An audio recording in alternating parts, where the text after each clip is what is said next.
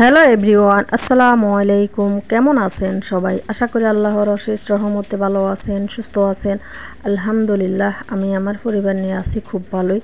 দেশ থেকে, দেশের বাইরে থেকে যে যেখানে বসে আমার এই ভিডিওটি দেখা শুরু করেছেন, সবাইকে অসংখ্য অসংখ্য ধন্যবাদ। নতুন দিনে নতুন একটা ভিডিও নিয়ে হাজির হয়ে গেলাম আমি পারভিন সুলতানা, বাংলাদেশ থেকে। এই তো যে কাজগুলো অগোছালো থাকে রাত্রের বেলা করে নিয়ে একদম পরিষ্কার করে নিই। তো অগোছানো কাজগুলো দেখতে ভালো লাগে না। রাত্রেবেলায় এই কাজগুলো আমি সবসময় করে থাকি। দিনের বেলায় সংসারের কাজ তো অনেক রকম থাকে। যেদিন সবজি বাজার, মাছের বাজার নিয়ে আসে সেই দিন তো ঘরের কোনো কাজই করতে পারি না।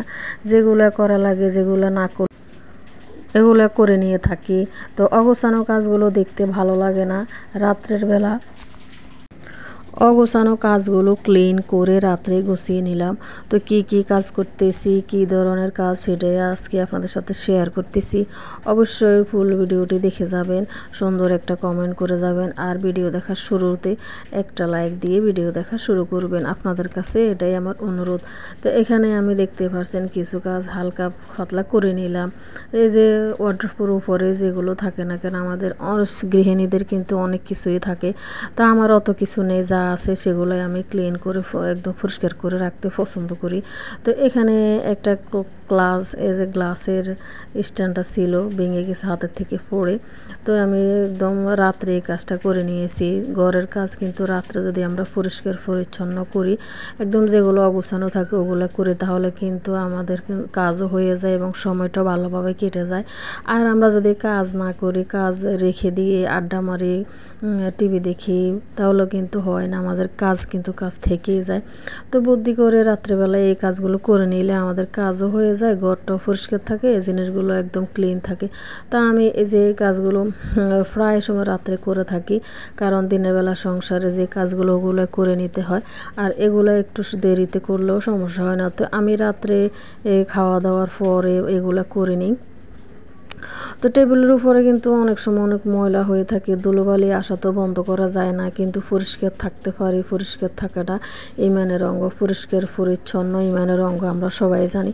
তো যার সংসারে যতটুকু আছে পরিষ্কার পরিচ্ছন্ন থাকতে হয়, থাকতে হবে। এটাই আমাদের পরিবারের গৃহিণীদের বা আমাদের হাউস ওয়াইফদের একদম কাজ। আমরা পরিষ্কার পরিচ্ছন্ন থাকতে পছন্দ করি এবং করে নিই সময় মতো। আর যারা চাকরিজীবী আছেন তাদের কথা তো বাদ দিয়া, যারা আমরা গৃহিণী আছি, ঘরে থাকি সব সময়, কাজের কিন্তু ধরন অনেক রকমের থাকে। তো বেশিরভাগ কাজ কিন্তু আমরা যদি যেগুলো দিনে না করলেই চলে, রাত্রেবেলা করে নিতে পারি, তাহলে আর সমস্যা হয় না। তো রাত্রেবেলা কাজ করলে কিন্তু দেখা যায় কাজ অনেকটাই করা যায়। দিনের বেলা কিন্তু অত পরিষ্কার পরিচ্ছন্নর কাজটা অত করা যায় না, যেহেতু সংসারে অনেক কাজ থাকে। রান্না বান্না শুরু করার আগে অনেক কাজ থাকে, কুটা বাছা ধোয়া এগুলো করে নিয়ে তারপর আমরা রান্না শুরু করে দিই। তো এই কাজ টুকিটাকি কাজগুলো থেকে যায়। তো এগুলো রাত্রেবেলা করে নিলে আমাদের কিন্তু ঘরটাও পরিষ্কার থাকে, দেখতেও ভালো লাগে। তো কিছু মেডিসিন ছিল, মেডিসিন বক্সটা আমি একদম পরিষ্কার করে শুকিয়ে নিয়েছি। এখন যে যে মেডিসিনগুলো, ওষুধগুলো ছিল ওগুলো আবার জায়গাতে রেখে দিতেছি।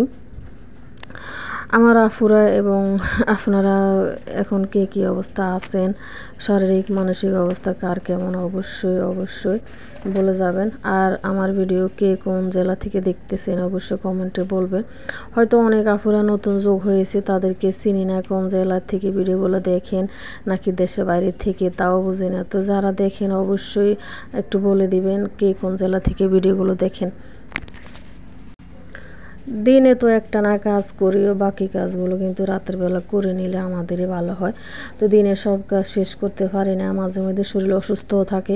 অসুস্থের মধ্যে যে কাজগুলো থাকে সবসময় দেখা গেছে যে কাজ করে নিতেই হবে, ওগুলো করে নিই। রান্না বান্না, তারপরে বাচ্চা আছে স্কুলে পাঠানো, বাচ্চার জামা কাপড় ধোয়া, খাওয়ানো, ঘুম পড়ানো, ম্যাডাম আসার আগে রেডি করা, অনেক কাজই থাকে।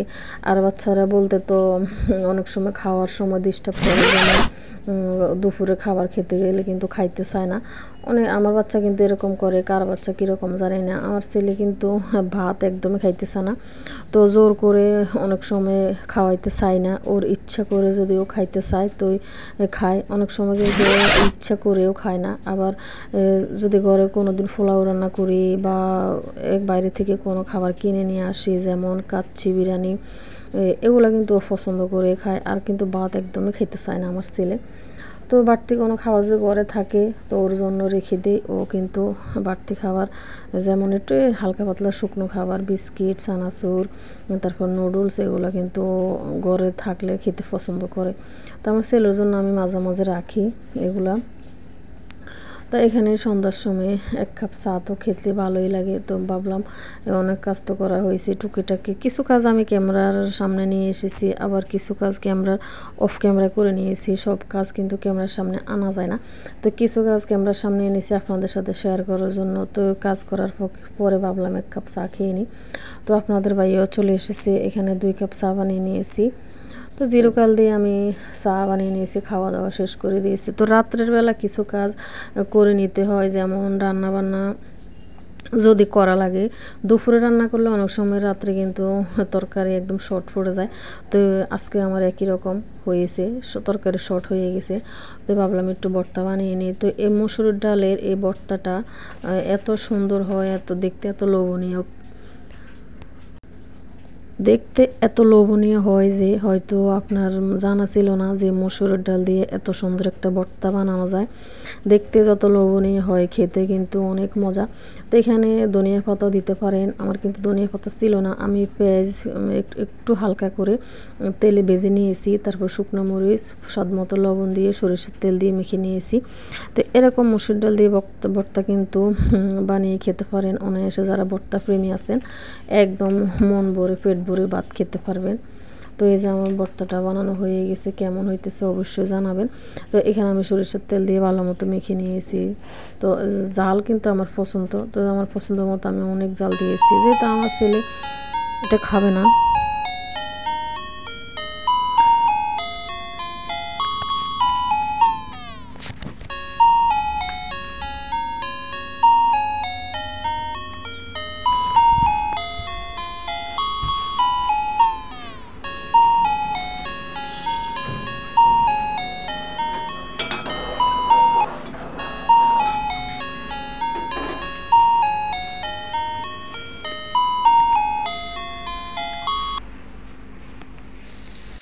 তো কত রকমের ট্রেন্ডিং ভিডিও বানানো যায়। তো এই ট্রেন্ডিং ভিডিওটা কেমন হলো অবশ্যই জানাবেন। আজ এখানে বিদায় নিলাম, সবাই ভালো থাকবেন, সুস্থ থাকবেন। এই ভিডিওটা ছিল আমাদের ছাদের। তো এই যে বৃষ্টি পড়তেছে। আল্লাহ হাফেজ, আসসালামু আলাইকুম।